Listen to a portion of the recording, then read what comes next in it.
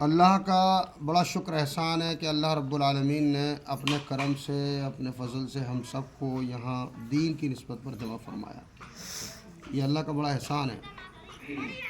ایک فرشتوں کی جماعت ہے جو ساری دنیا میں گھومتی رہتی ہے کہ جہاں پر اللہ اور اس کے رسول کا ذکر ہوتا ہے تو وہ فرشتے اس مجلس کو گھیر لیتے ہیں چاروں طرف سے، اور پھر دوسرے فرشتوں کو بلاتے ہیں کہ آ جاؤ، کہ اللہ کا ذکر جو ہے وہ فرشتوں کی غذا ہے۔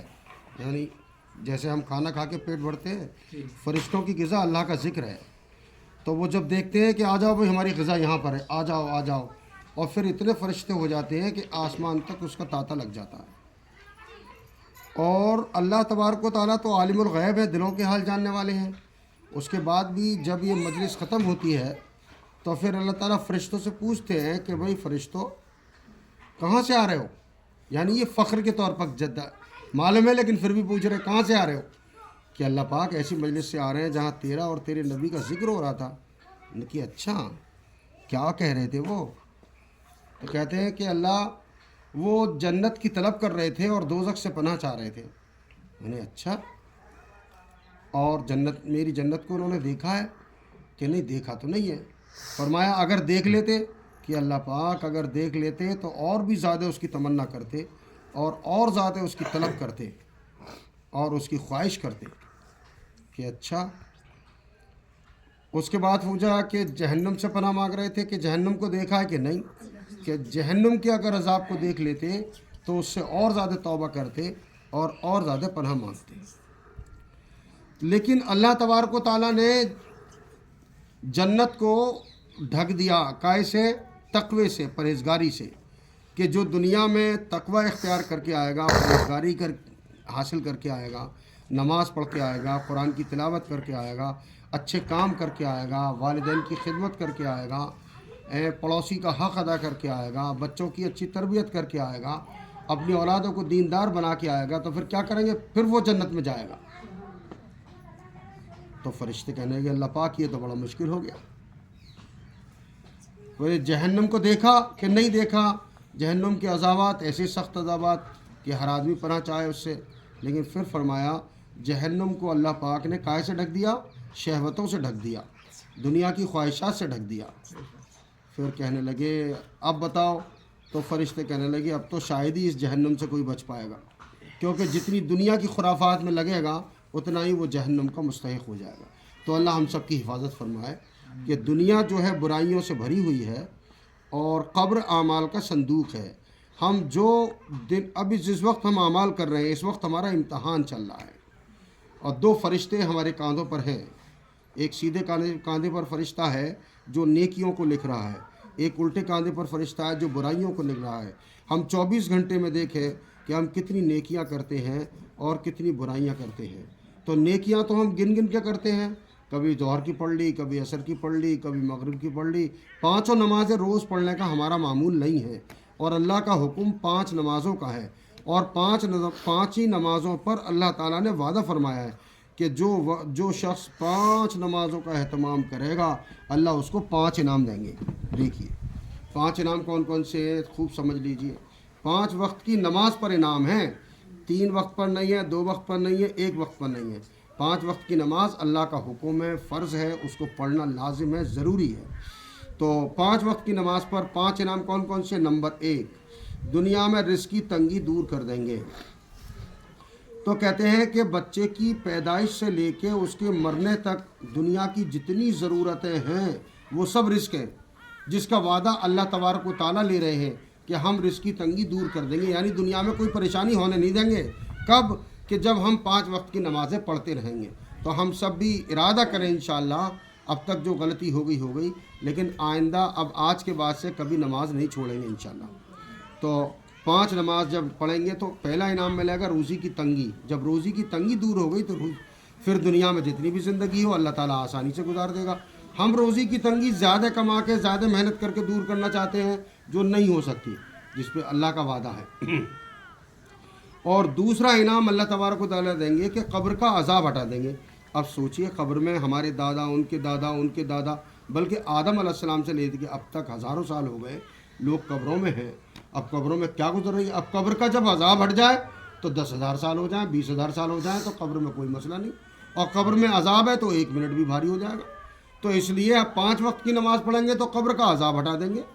حدیث پاک میں آتا ہے کہ قبر یا تو جنت کے باغوں میں سے ایک باغ ہے یا جہنم کے گھڑوں میں سے ایک گھڑا ہے.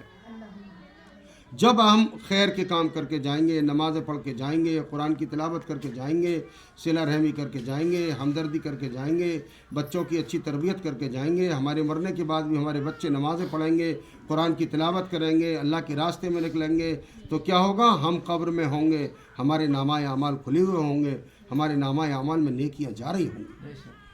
کہ دیکھو یوں آتا ہے حدیث پاک میں کہ قبر اعمال کا صندوق ہے. اب صندوق میں اینٹ پتھر بھرو گے تو 100 سال کے بعد بھی اینٹ پتھر ہی نکلیں گے، اور اس میں سونا چاندی بھرو گے تو 100 سال کے بعد بھی وہی نکلیں گے.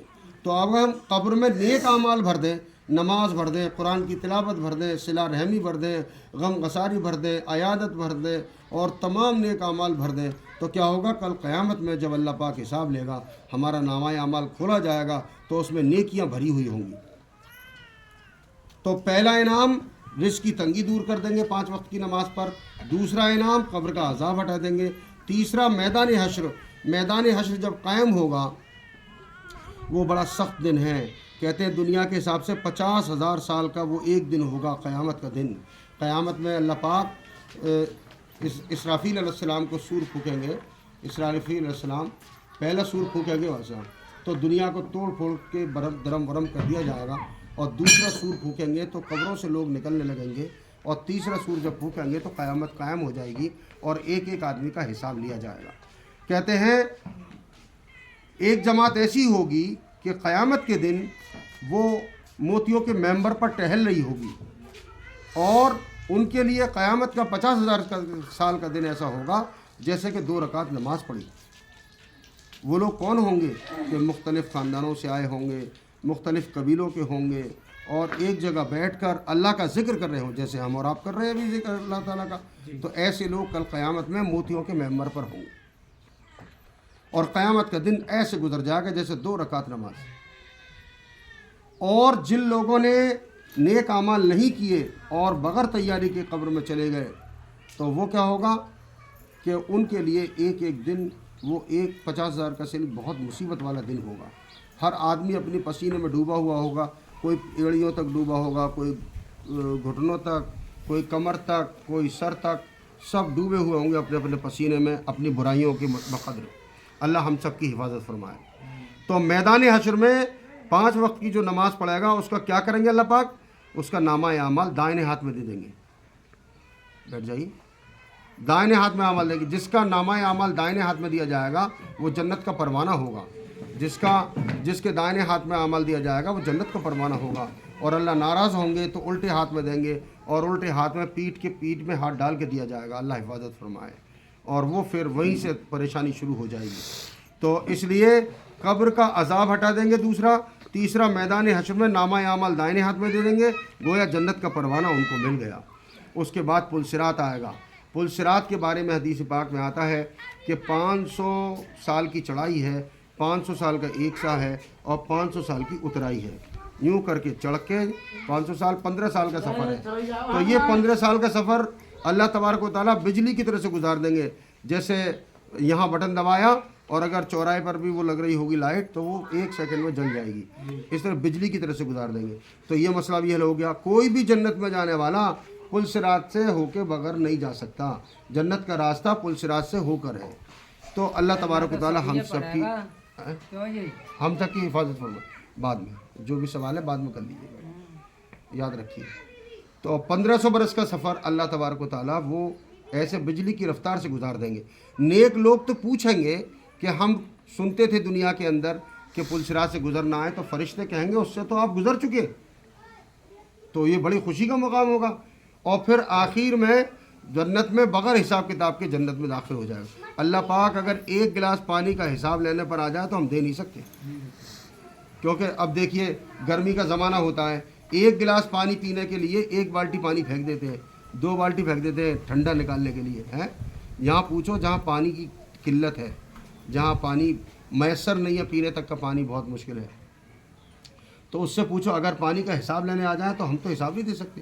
اس لیے اللہ تعالیٰ سے ہم تو یہی دعا کریں کہ اللہ ہمیں بغیر حساب کتاب کے جنت میں داخل کرے۔ تو یہ 5 وقت کی نماز پر 5 انعام ہیں اللہ تبارک و تعالیٰ کے۔ اللہ ہم سب عہد کریں اس بات کا کہ اب نماز نہیں چھوڑیں گے، آخرت کی تیاری کریں گے، نہ ہمیں کام چھوڑنا ہے نہ ہمیں نماز چھوڑنی ہے، اسی دنیا میں رہ کے ہمیں آخرت کی تیاری کرنی ہے، کوئی الگ سے ٹائم ہم کو نہیں ملے گا۔ ہم اگر ہماری ماں بہن بیٹیاں یہ گھر کی عورتیں اگر ہم دیندار بنیں گے، ہم نمازوں کا اہتمام کریں گے، ہمارے بچے جو ہماری گودوں میں پل رہے ہیں، ہمارے گھر میں پل رہے ہیں، وہ جب ہمیں نماز کا اہتمام کرتے ہوئے دیکھیں گے تو ان کو بھی اہمیت پتہ چلے گی کہ ہاں نماز کتنی قیمتی چیز ہے، کہ میری ماں جو ہے نماز کے بغیر پورا دن نہیں گزارتی ہے۔ ایسے ہی قرآن پاک کی تلاوت روزانہ ہونی چاہیے۔ قبر کے عذاب سے سب سے زیادہ بچانے والا قرآن پاک کی تلاوت اور اللہ کا ذکر ہے۔ خوب اللہ کا ذکر کر جائے، صبح و شام اس کی تسبیحات پڑھی جائیں، روزانہ قرآن پاک کی تلاوت کی جائے، کم سے کم 1 پارہ روز پڑھا جائے۔ 1 پارہ اگر نہ پڑھ پائے تو آدھا پڑھ لے، آدھا نہ پڑھ پائے تو پاؤ پڑھ لے، اور پاؤ نہ پڑھ پائے تو 1 رکوع تو روزانہ پڑھ ہی لے۔ گویا کہ قرآن پاک روزانہ کھلنا چاہیے۔ ایسا نہ ہو قرآن پاک میں دیکھو جزدان گندے ہوئے پڑے ہیں، اس میں گرد جمی ہوئی ہے، مہینوں سے نہیں پڑھا، سال میں کبھی جمعہ میں پڑھ لیا، کبھی جو ہے رمضان میں پڑھ لیا، بس باقی پورا سا۔ اسی کی وجہ ہے کہ بے برکتی گھروں کے اندر ہو رہی ہے، اللہ کی ناراضی کے سبب بنا رکھے ہیں ہم نے۔ اللہ خوش ہوتے ہیں نیک اعمال سے، نمازوں کا اہتمام ہو رہا ہو، قرآن کی تلاوت ہو رہی ہو، تسبیحات پڑھی جا رہی ہوں، لوگوں کو بھلائی کی طرف بلایا جا رہا ہو، مسجد کو آباد کرنے کی فکریں ہو رہی ہوں۔ ہم جو گھروں کے اندر نمازوں کا اہتمام کریں، حدیث پاک میں آتا ہے کہ اپنے گھروں کو مدرسہ بناؤ کہ اس میں قرآن کی تلاوت کرو، اور اپنے بچوں کو قرآن پاک سکھاؤ۔ جب قرآن پاک سکھائیں گے تو مدرسہ ہو جائے گا۔ ہر ماں، پڑھی ہوئی ماں اپنے بچے کو قرآن پاک سکھائے، اور اگر اب نہیں سکھا سکتے، پڑھے ہوئے نہیں ہیں تو مسجد بھیجے، نہیں مسجد نہیں ہے تو ہم حافظ کو لگائیں، لیکن ہم فکر کریں کہ ہمارے بچے پہلے دین کی تعلیم کو سیکھیں، قرآن پڑھنا سیکھیں، اردو پڑھنا سیکھیں، تاکہ دین کی زیادہ تر کتابیں اردو میں ہیں اور دین جب سمجھ میں آئے۔ فضائل اعمال کی کتاب ہے، یہ 13 زبانوں میں چھپی ہوئی ہے، ہندی میں بھی ہے، انگلش میں بھی، اردو میں بھی ہے۔ تو جو زبان ہم سے آتی ہے وہ اس زبان میں ہم کتاب کو منگا لیں، ہندی کی کتاب، اور اپنے گھر کے اندر روزانہ 10 منٹ صرف گھڑی لگا کے، سارے کام چھوڑ کے، سب لوگ گھر میں بیٹھ کے ایک ساتھ، اور پھر بس 10 منٹ یہ کتاب پڑھ لیں روزانہ۔ انشاءاللہ تعالیٰ اللہ کی ذات سے امید ہے کہ 6 مہینے اگر لگاتار ہم نے کتاب پڑھ لی تو کسی کی نماز چھوٹے گی نہیں گھر میں انشاءاللہ تعالیٰ۔ اتنا شوق پیدا ہو جائے گا، کیونکہ اس میں لکھا ہوا ہے جب ہم سنیں گے کہ نماز پڑھیں گے تو اللہ جنت دیں گے، نماز پڑھیں گے تو اللہ ہمارے کاموں کو بنائیں گے، نماز پڑھیں گے تو اللہ راضی ہو جائیں گے۔ نماز ہمارے حضور صلی اللہ علیہ وسلم کی آنکھوں کی ٹھنڈک ہے، نماز قبر میں نور ہے، نماز دل کو نورانی بناتی ہے، نماز ایمان اور کفر کے درمیان آڑ ہے، نماز جنت کی کنجی ہے، یعنی جنت خزانوں کا گھر۔ جیسے کسی گھر میں خزانہ بھرا ہوا ہے اور اس کے تالے کی چابی ہمارے پاس ہے، تو جب جس کے پاس چابی ہے تو وہی تو مالک ہے۔ تو ہماری جنت کی کنجی نماز ہے، نماز پڑھتے ہی اللہ بندے کا تعلق اللہ سے ہوتا ہے۔ شب معراج میں اللہ پاک نے پیارے نبی کو نماز دی تحفے میں، کہ جب سارے احکام تو بھیجے جبرائیل کے ساتھ، اور جب نماز دینے کا وقت آیا تو خود بلایا شب معراج میں، اور پھر معراج میں نماز کا تحفہ دیا۔ یہ اللہ پاک نے 50 وقت کی نماز دی تھی۔ سوچو ذرا کیا حال ہوتا 50 وقت کی نماز ہوتی تو۔ ابھی 5 کی نہیں پڑھ پا رہے تو 50 کی کیسے پڑھتے؟ پھر موسیٰ علیہ السلام نے بھیجا، پوچھا موسیٰ علیہ السلام نے کیا دیا اللہ نے، تو وہ کہنے لگے 50 وقت کی نماز۔ بڑے خوش ہو رہے تھے اللہ کے نبی صلی اللہ علیہ وسلم، 50 وقت کی نماز دی ہے تحفے میں۔ ارے بھائی واپس کرو، ذرا واپس جاؤ، کم کراؤ، کیونکہ میری امت پر 2 وقت کی نماز تھی، وہ 2 وقت کی نہیں پڑھ پا رہے تھے، 50 وقت کی کیسے پڑھیں گے؟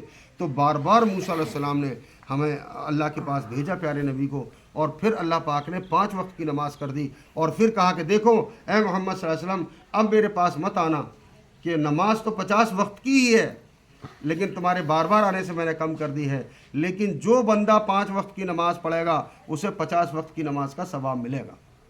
سوچو ذرا، یہ 5 وقت میں اللہ تبارک و تعالیٰ 50 نمازوں کا ثواب دیں گے، سوچ لو۔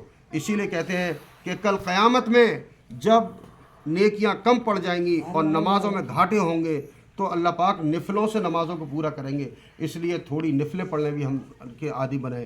اشراق کی نماز کی بڑی فضیلت ہے، جو بندہ فجر کی نماز پڑھ کے اپنی جگہ پر بیٹھا رہے، اللہ کے ذکر میں مشغول رہے، پھر 2 رکعت نماز نفل پڑھے اشراق کے، تو اس کو 1 حج اور 1 عمرے کا ثواب ملتا ہے۔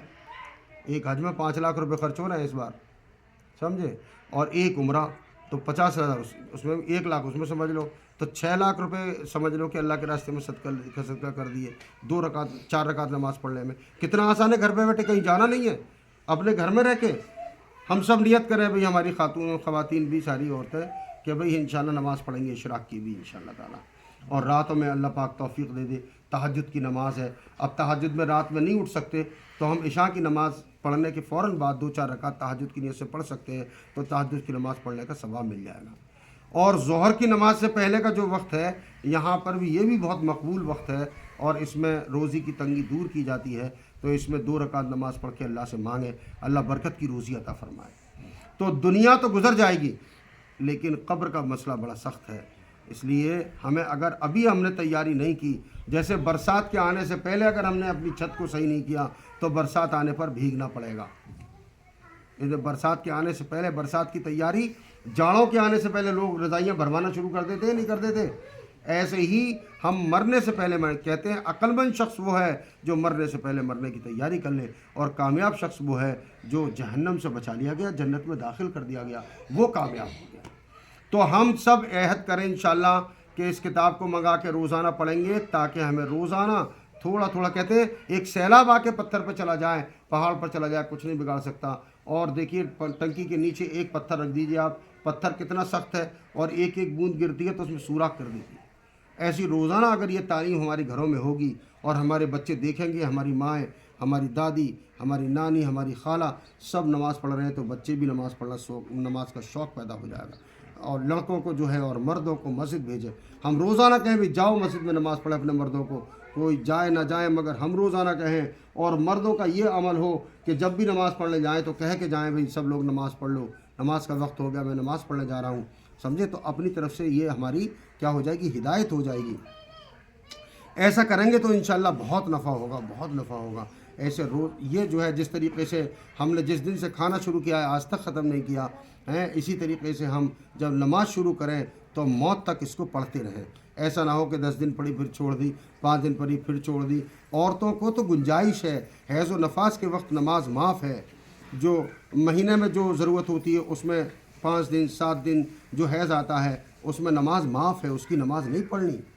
بچے کی ولادت کے بعد 1.25 مہینہ کی جو ہے نماز معاف ہے، مرد کو کسی حال میں معاف نہیں ہے، عورت کو معاف ہے۔ یہ عورت کو 2 رعایتیں دی گئی ہیں، مہینے کے 3 دن 5 دن 7 دن جو بھی اپنا ڈیوریشن ہے اس میں نماز معاف ہے، اس میں نماز نہیں پڑھنی، اور ایسی نفاس کے وقت میں نماز نہیں پڑھنی ہے۔ البتہ رمضان میں اگر حیض آتا ہے تو حیض میں نماز نہیں پڑھنی، لیکن روزہ رکھنا پڑے گا، روزہ فرض ہے۔